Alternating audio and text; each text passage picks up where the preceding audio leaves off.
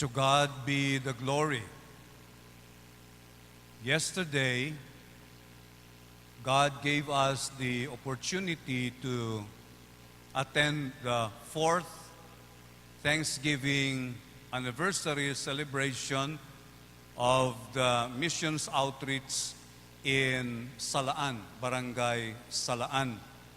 This is a Chavacano community and mostly are informal settlers. We are so glad with what God has been doing in that place because sometime in 2013, some members of our church, men, women, and young people went to that place.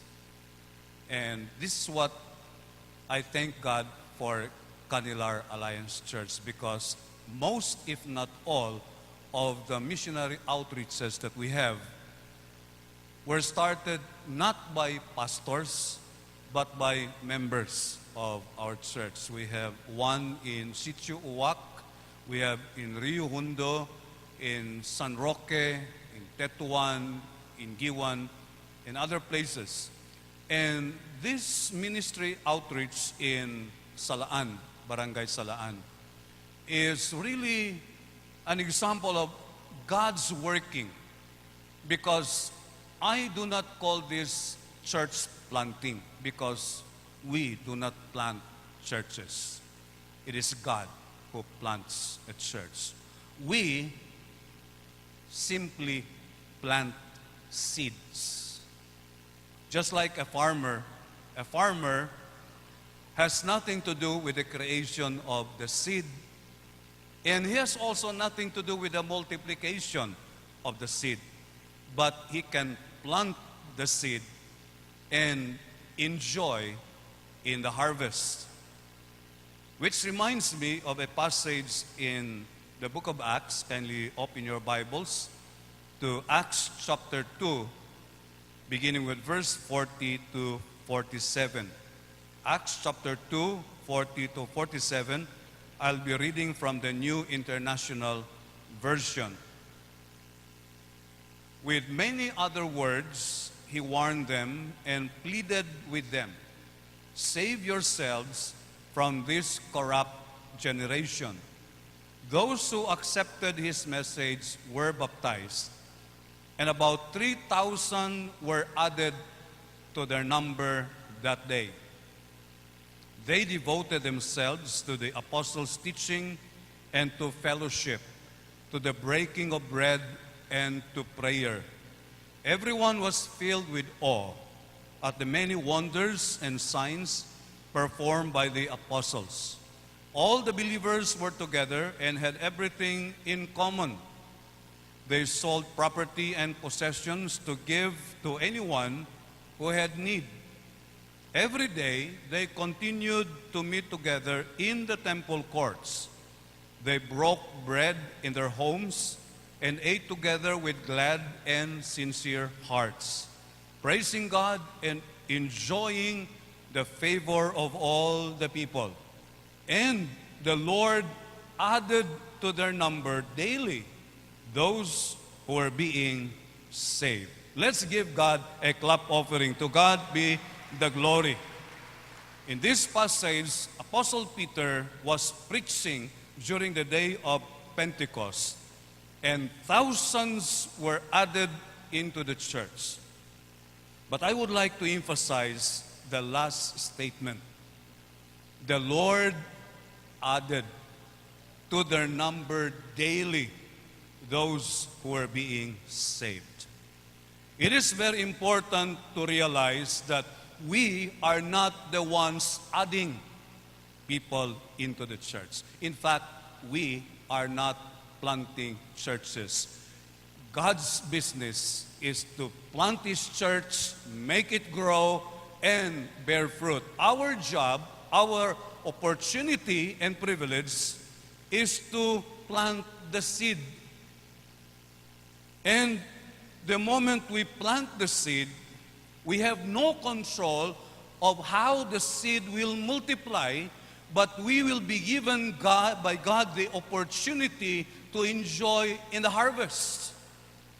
And how I wish you were there yesterday in Barangay Salaan, because my heart was really touched. Because in 2013, iba talaga yung itsura nung ministry doon. No shelter. They were just meeting under the mango tree. But yesterday, I think they ran out of chairs. And this is how God adds people into His church. And since we cannot create a seed, because no scientist until today has the capability and capacity to invent one single seed. Before we were born, nandun na yung buto ng mangga. Andyan na.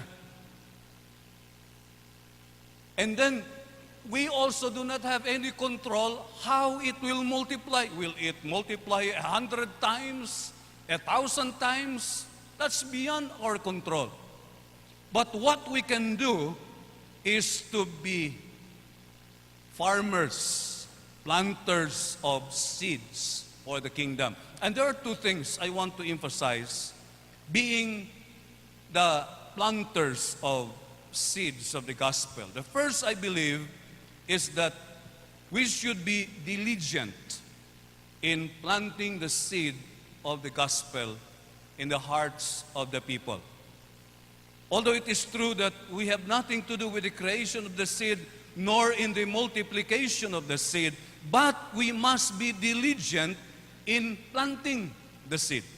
Because you will always recognize whether a farmer is diligent or not by the appearance of his farm. If you have the chance to travel from Pagadian City to General Santos City, passing Cotabato City, you will really know if the owner of this land is diligent in planting or not. Because there's a wide area there. Some are cultivated, some are not. Which means that there are farmers who are diligent while others are not. I grew up in the farm, and there was one farmer that I know. He was only grade 3. Grade 3 lang yung kanyang natapos. His wife, hindi nga naka-grade 1.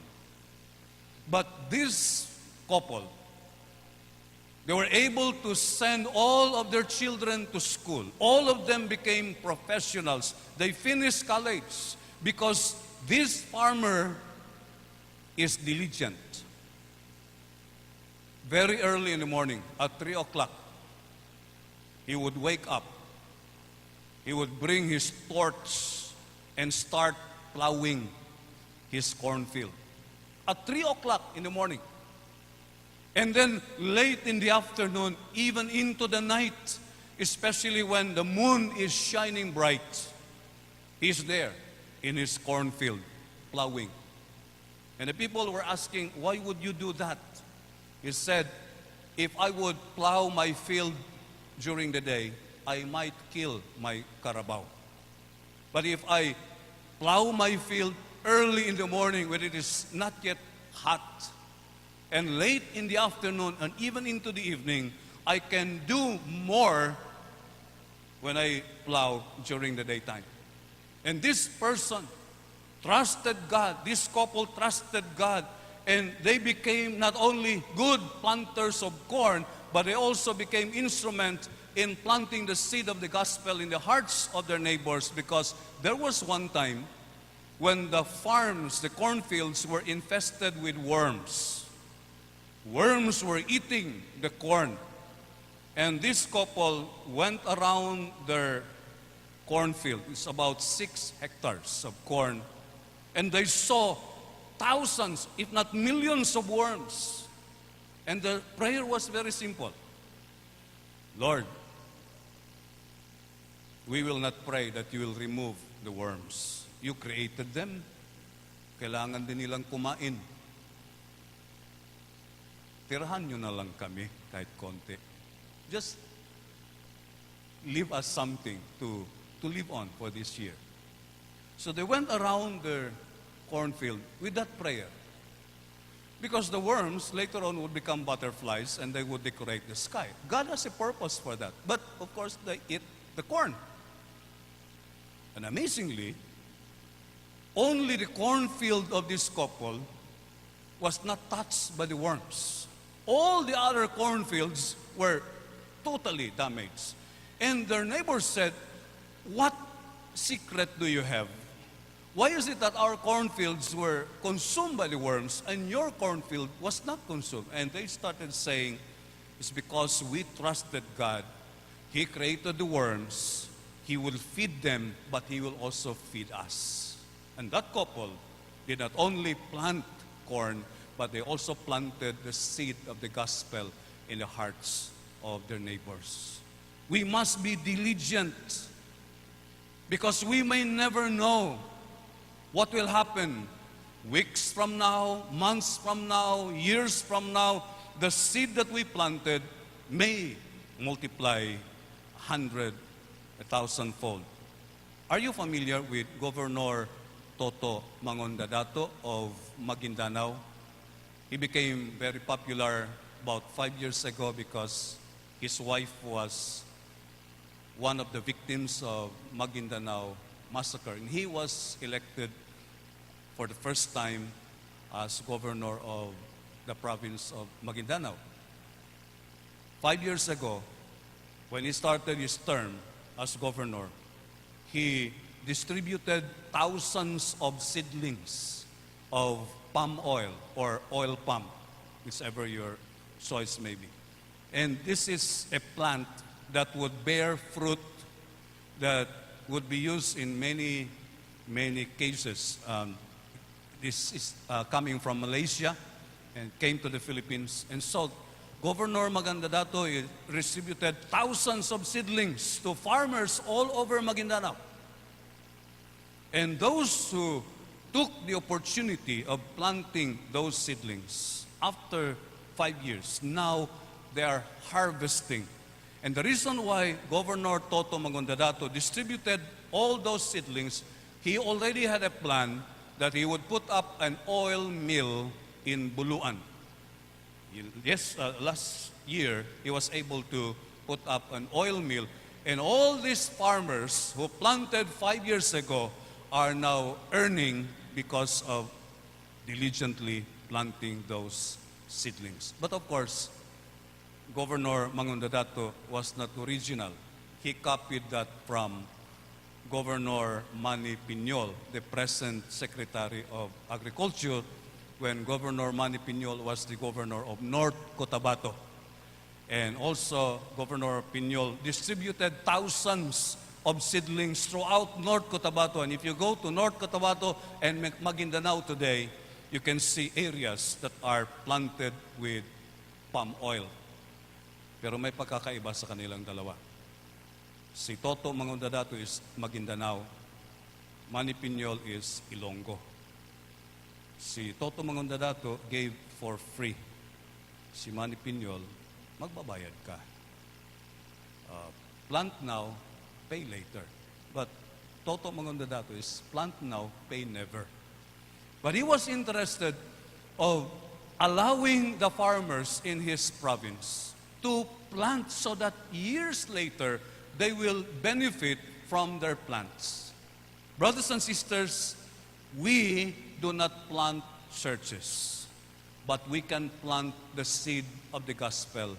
And when God multiplies those seeds, you will enjoy in the harvest.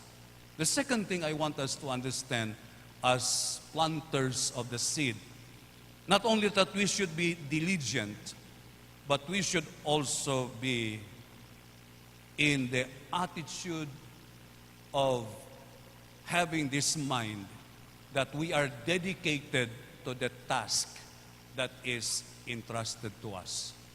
We may be diligent, but sometimes when we look at our work, at matagal mang mamunga. then we become discouraged. We become attracted to other things. And this is one of the problems not only in the Philippines, but even in other countries, even in the United States. Less and less people are now doing farming. More and more people are going into industry because it will take so much time to earn this much from a farm. Maulanan ka pa, mainitan ka pa, marami pang lamok.